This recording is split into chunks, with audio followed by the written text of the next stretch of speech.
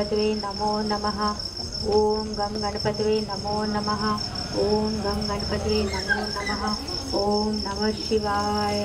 ओम नमः शिवाय। ओम नमः शिवाय। या देवी सर्वभूतेषु मातृरूपेण संस्थिता नमस्तस्यै नमस्तस्यै नमस्तस्यै नमो नमः। या देवी सर्वभूतेषु बुद्धिरूपेण संस्थिता नमस्तस्यै नमस्तस्यै नमस्तस्यै नमो नमः। या देवी सर्वभूतेषु श्रद्धारूपेण संस्थिता नमस्तस्यै नमस्तस्यै नमस्तस्यै नमो नमः। सदाशिवसमारम्भां शङ्कराचार्यमध्यमाम् अस्मदाचार्यपर्यन्तां వందే గురు పరంపరాం. నాకు జన్మించిన నా తల్లిదండ్రులకి, నా ఇష్టదైవమైన లలితమ్మకి, సద్గురువుకి నా పాదాభివందనములు. నాకు అమ్మవారి వైభవాన్ని చాటి చెప్పిన శ్రీ సామవేదం షణ్ముఖ శర్మ గారికి, చాగంటి గారికి, జిఎల్ఎన్ శాస్త్రి గారికి నా సాష్టాంగ నమస్సుమాంజలి. ఇప్పుడు విధాత్రి. విధాత్రి విధానము ఏర్పరిచేవాడు విధాత. సరేనా? విధాత అంటే ఎవరు? ఒక విధానం ఏర్పరచగలడు. విధానం అంటే ఏంటి? ఒక పద్ధతి, ఒక క్రమం, ఒక రూల్, ఏం చేయాలి, ఎలా చేయాలి అని. సో ఈ విధాత యొక్క శక్తి విధాత్రి. మీకు ఎలా పాటించాలి విధానం చెప్పింది ఎవరు? బ్రహ్మనా, విష్ణువా, లేకపోతే మహేశ్వరుడా? ఎవరు చెప్పింది? బ్రహ్మ. అంటే ఇక్కడ ఎవరి గురించి చెప్పుకుంటున్నాం మనము? బ్రహ్మస్వరూపిణి అమ్మవారి గురించి. ఈరోజు అందుకే ఏమో ఉదయం బాసరకి వెళ్ళాము. ఇప్పుడు ఈ నామాలన్నీ వేదవేద్య, విధాత్రి, వేద జనని, ఇవన్నీ ఆ అమ్మతో కూడిన నామాలే ఉన్నాయి.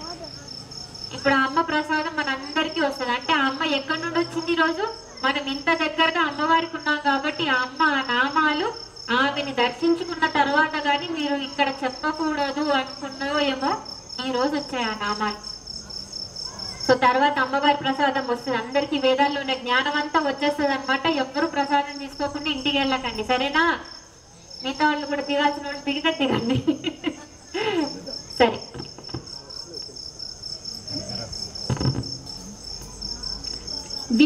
విధానం అని చెప్పాను కదా. విధానం అంటే పద్ధతి. సరే, మీరు పద్ధతి మారారో కానీ ఎప్పుడైనా సూర్యుడు రావాల్సిన టైంకి కాకుండా ఎప్పుడైనా సూర్యుడు చంద్రుడు వాళ్ళ జాబ్ని కొంచెం షిఫ్ట్ చేసుకున్నారా? నువ్వు మార్నింగ్ షిఫ్ట్ చేయి, నేను నైట్ షిఫ్ట్ చేస్తాను. సూర్యుడు చంద్రుడు ఎప్పుడైనా జాబ్ మార్చుకున్నారా? మనం చేస్తాం కదా షిఫ్టులు. నాకు కొంచెం జాబ్ సబ్స్టిట్యూట్ చేయవా, నేను మార్నింగ్ చేస్తాను, నువ్వు నైట్. వాళ్ళు ఎప్పుడైనా అనుకున్నారా? వాళ్ళు అలా అనుకుంటే మన పరిస్థితి గందరగోళం. ఎప్పుడు లేగాలో తెలియదు, ఎప్పుడు పడుకోవాలో తెలియదు, ఏం చేయాలో తెలియదు. అంటే పంచభూతాలు, పంచకృత్యాలు, సూర్యచంద్రుడు, ఇదంతా ఇదే విధానం చెప్పేది, సరేనా? ఈ ప్రపంచానికి కూడా అలా ఒక 4 స్తంభాలు ఉంటాయంట. ఇప్పుడు కూడా స్తంభాలే కదమ్మా. ఇప్పుడు మీరు ఈ ఎవెన్యూ ఇదంతా ఉంది అంటే ఒక ఇల్లు గట్టిగా ఉండాలంటే ఏం కావాలి? స్తంభం కావాలి. మీరు ఇంటి లోపల ఎంతైనా పని చేయించుకోండి, పీకండి, గోడలు ఏమైనా ప్లైవుడ్ వేయించుకోండి, ఏమైనా చేయండి, దాని లోపల ఎంత మార్పులైనా చేయండి, కానీ స్తంభం కదిలితే ఇల్లు లేదు. అలాగే ఈ సొసైటీలో ఎంత అధర్మం ఉన్నా, ఎంత అటు ఇటు ఉన్నా, ఇంకా ఇది నడుస్తోంది క్రమంగా పద్ధతిగా అంటే దానికి స్తంభాలు 4. ఎవరు వాళ్ళు? సత్యం పలికేవాళ్ళు. అక్కడ రాశా, సత్యం పలికేవాళ్ళు, ధర్మంలో ఉన్నవారు, పతివ్రతలు, జ్ఞానులు. వీళ్ళని ఎవరెంత తిట్టుకున్నా వాళ్ళు మారరు, ఎందుకంటే వాళ్ళు బేస్. ఆ బేసే మనల్ని నడిపిస్తూ ఉంటుంది, సరేనా? ఇది కూడా తెలుసుకోవాలి కదా, బేస్ ఏంటి సొసైటీకి అనేది చాలా ఇంపార్టెంట్. విధానం పాటిస్తే ఏమవుతుంది? నీకు దారి దొరుకుతుంది. పాటించలేదు ఏమవుతుంది? నీ పాలిట విధి అవుతుంది, తలగొట్టుకుంటారన్నమాట. అంతే కదా. ఇప్పుడు మీ హయ్యర్ అఫీషియల్ బాస్ ఆర్డర్ వేసాడని 10 ఫాలో అయితే ఏమవుతుంది? ప్రమోషన్ వస్తుంది. లేదనుకోండి ఏమవుతుంది? సస్పెన్షన్ ఆర్డర్ వస్తుంది చేతికి. అంతే, సస్పెన్షన్ ఆర్డర్ ఇదన్నమాట, ఫేట్, విధి. అంటే మళ్ళా పుడుతూనే ఉంటారు. వేద జనని. ఇక్కడ విత్ అంటే ఏంటి? అంటే వేదం అక్కడి నుంచి వచ్చింది కదా. విద్ అంటే విద్య, జ్ఞానం. నిజమైన జ్ఞానం ఏది? మనం ఆ పరబ్రహ్మను తెలుసుకోవడమే నిజమైన జ్ఞానం. అదే కరెక్ట్ విద్య, బ్రహ్మ విద్య. మనం నేర్చుకునే విద్యలన్నీ అవిద్య అంటారంట. ఎందుకంటే ఇప్పుడు నేను ఈ జన్మలో డాక్టర్ ఏమో, వచ్చే జన్మలో నాకు ఈ డాక్టర్లో ఏబిసిడి కూడా ఉండదు, గుర్తుండదు. నేను మళ్ళీ చదవాల్సింది ఇప్పటికే నాకు. కానీ నేను ఇక్కడ ఏమైనా ఆధ్యాత్మికమైన జ్ఞానం సంపాదించాను అనుకోండి, అది నేను నెక్స్ట్ జన్మ ఎలా అయినా పుట్టనివ్వండి, కానీ అది మాత్రం కంటిన్యూ అవుతుంది. భగవద్గీతలో కూడా అదే ఉంది కదా. నేను అందులో ఇందులో మధ్యలో అయిపోతే ఎలా ఉంటుంది అంటే, లేదు, నువ్వు ఎక్కడి వరకు ఉన్నావు అక్కడ వరకు ఎక్కడికి కంటిన్యూ అవుతుంది. చోట్ల చూడండి, కొన్ని గుళ్ళల్లో అనుకోకుండా కొన్ని పశువులు కూడా లోపలికి వచ్చేస్తూ ఉంటాయి. ఎందుకు వచ్చాయో తెలియదు. కరెక్ట్ టైంకి కొడుతున్నా నచ్చిన టైంకి వచ్చేస్తాయి. లేకపోతే అభిషేకం టైంకి వస్తే ఎవరేమన్నారు, వస్తాయి, ఇలా ఇలా ఇలా తిరుగుతూ వెళ్ళిపోతాయి. క్షేత్రం గురించి చెప్పాను కదా ఒకసారి. అక్కడ చాలా పీజియన్స్ అనుకుంటా పక్షులు వస్తాయంట, తిరుగుతూ ఉంటాయంట. ఇంకా అవి పోయే టైం వచ్చినప్పుడు అన్ని అలాగే అక్కడే ఉండిపోతాయంట. అక్కడే ఉండిపోతాయి. మీరు నెక్స్ట్ డే ఉదయం చూసినప్పుడు ఎన్నో పిట్టలు, ఎన్నో పావురాలు అక్కడ చనిపోయి కనిపిస్తాయి. అంటే వాళ్ళకి ఏం తెలియక వస్తున్నాయా ఆ గోపురం చుట్టూ? అవి పాతకాలంలో ఎంతో సాధన చేసి శరీరం అదో ఉండొచ్చు పక్షిది, పావురాలు. కానీ వాళ్ళ సాధన ఇంకెక్కడో ఉండొచ్చు, తెలియకుండానే వాళ్ళ హయ్యర్ ఎనర్జీ దగ్గర అట్రాక్ట్ అయిపోతూ ఉంటారు. ఇంకా వాళ్ళకి ఇంకెక్కడ వెళ్ళాలనిపించదు. ఆ లాస్ట్ ప్రాణం కూడా అక్కడే వదులుతారు.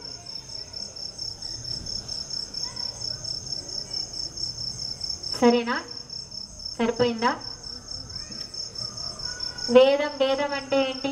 నువ్వు ఎట్టా బతకాలి, ఏం చేయాలి, ఒక పద్ధతి అనేది చెప్పేదే వేదం అన్నమాట.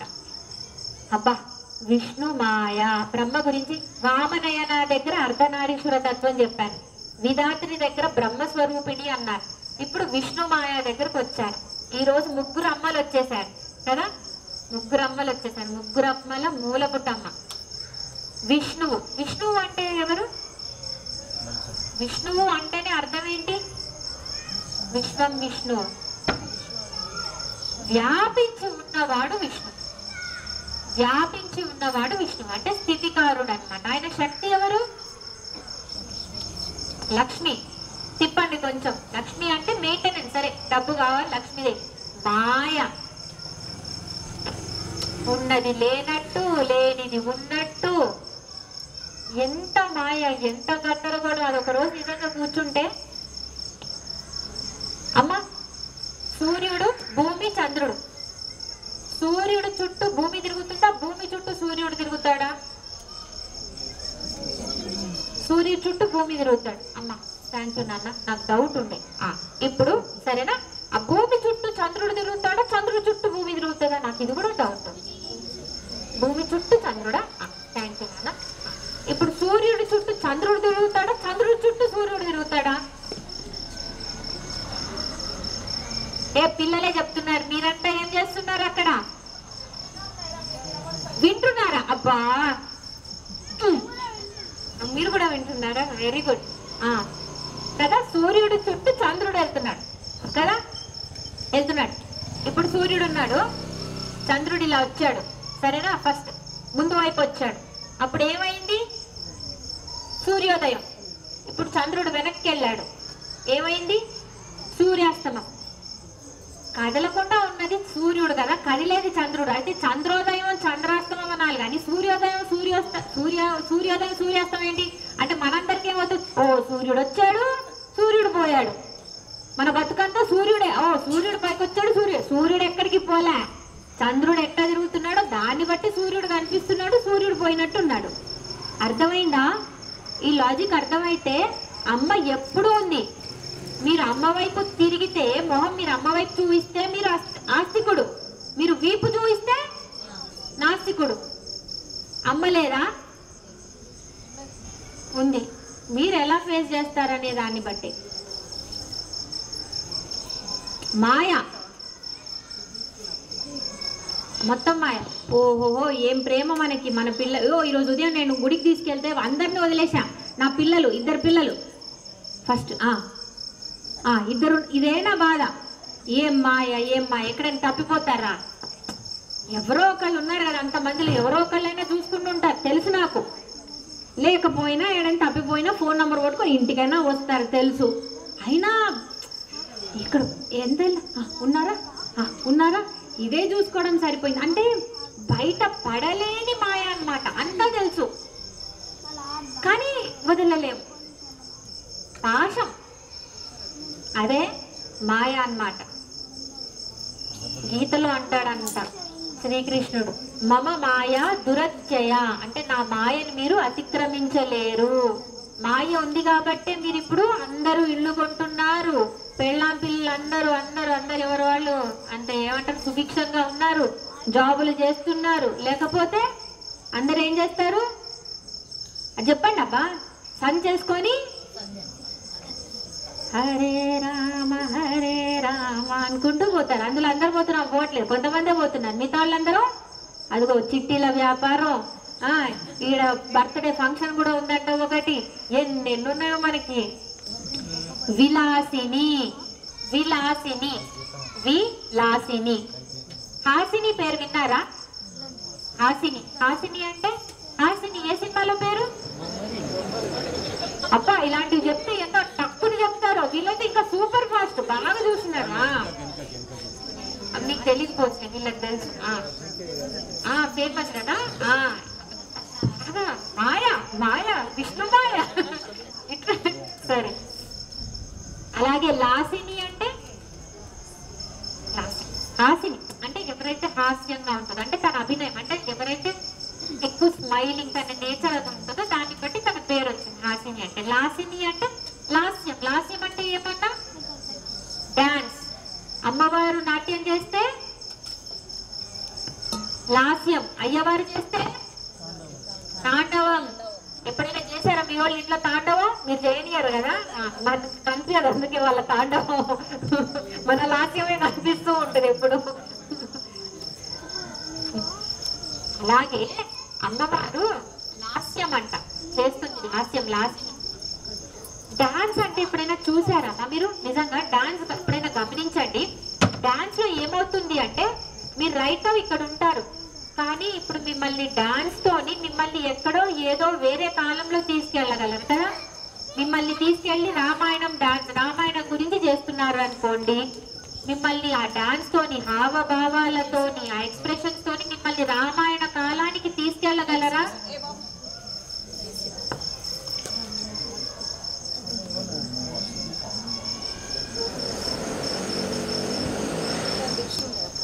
అంటే ఏంటది?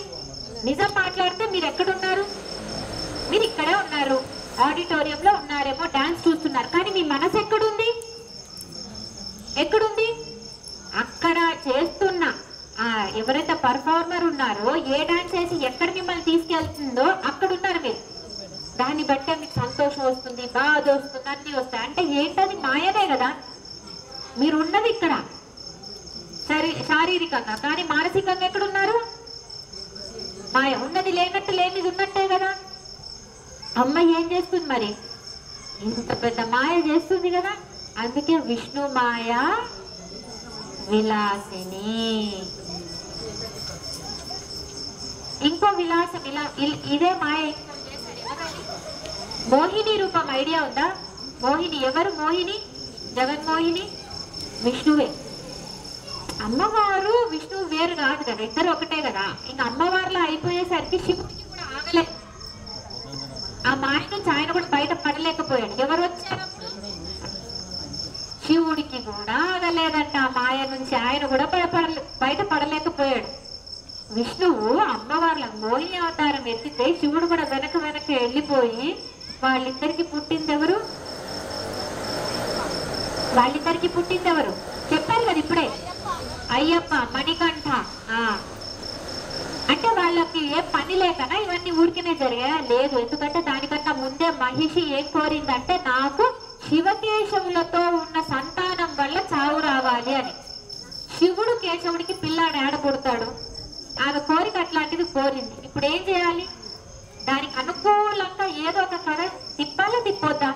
సో ఏమైంది? దానికి అనుకూలంగా శివకేశవుల పుత్రుడు వచ్చాడు. ఎవరది? అయ్యప్ప స్వామి. మణికంఠుడు వచ్చాడనమాట. అలా మహిషి వధ జరిగింది. దానికోసం అయ్యప్ప స్వామి వచ్చాడు. ఇంకోటి ఏంటి, మీరు యోగా చేయండి, లేకపోతే కుండలిని సాధన చేయండి, అక్కడ కూడా మీకు ఏమొస్తుందంటే మాయ వస్తుంది. మీరు పైకి వెళ్ళే కొద్ది మీకు ఏమొస్తాయి? సిద్ధులు వస్తాయి. ఇప్పుడు మీరు మొహం చూడగానే ఈమెకి రేపు పొద్దున్న ఏం జరుగుతుంది 10 సంవత్సరాల తర్వాత రైట్ అని ఇది ఠాంగ్ అని చెప్తా. ఆమెకి ఏమైపోతుంది? నా మీద భక్తి పెరుగుతుంది, భయం ఏదో ఒకటి వస్తుందబ్బా. ఇంకా ఆమె నన్ను ఏమనుకుంటుంది? గొప్పగా అనుకుంటుందా అనుకోదా కదా. రేపటి నుంచి సరే భయంతోనో భక్తితో రేపొద్దున నాకు మళ్ళీ పనికి వస్తుందేమో కొంచెం. ఇంకొకళ్ళకి నేను చెయ్యి చూసి నువ్వు ఇది చెయ్యి నీకు మంచి జరుగుతుందని నాకు సిద్ధులు వస్తున్నాయి, నేను చేస్తున్నా. కానీ నేను ఏమవుతున్నా? ఈ సిద్ధుల్ని పట్టుకొని అమ్మను వదిలేస్తున్నా, దీన్ని పట్టుకుంటున్నా. ఎందుకంటే నాకేదో ప్లస్ వస్తుంది కదా, జనాలంతా నన్ను మెచ్చుకుంటున్నారు, నన్ను పొగుడుతున్నారు, మంచిగా అనిపిస్తుంది కదా నాకు. ఇది కూడా మాయనే, ఆమె చేసే మాయ. ఇది ఎలా ఉంటుందంటే స్కూల్లో వెళ్ళిన తర్వాత మీకు స్కూల్లో నేర్పించేది ఎవరు? మీ క్లాస్లో నేర్పించేది ఎవరు? టీచర్. లాస్ట్లో ఎగ్జామ్ పెట్టేది ఎవరు? టీచర్. ఫెయిల్ చేసేది ఎవరు? పాస్ చేసేది ఎవరు? అయిపోయిందా? విలాసిని కదా. ఆమెనే ఇస్తుంది అన్ని. మళ్ళీ లాస్ట్లో టెస్ట్ ఆమెనే పెడుతుంది. ఫెయిల్ ఆమెనే చేస్తుంది, లేకపోతే పాస్. ఇదంతా ఎందుకు చేయాలి? యోగ్యత చాలా ఇంపార్టెంట్. మీకు అర్హత లేని పదవి ఇచ్చారనుకోండి, చాలా మంది నష్టపోతారు దానివల్ల. సో మీరు ఏదైనా పదవి, మీకు ఏదైనా హోదా రేపు పొద్దున్న ఇస్తున్నారంటే దానికి యోగ్యత ఉందా లేదా, అంటే మీరు నెక్స్ట్ క్లాస్కి ప్రమోట్ చేయబడితే మీరు ఈ అర్హత ఉందా లేదా అని చూడాల్సిన పని కూడా మాయదే. మీకు నేర్పియాల్సిన పద్ధతి కూడా మాయదే. అదే చేస్తుంది అమ్మవారు. ఓం శ్రీ మాత్రే నమః.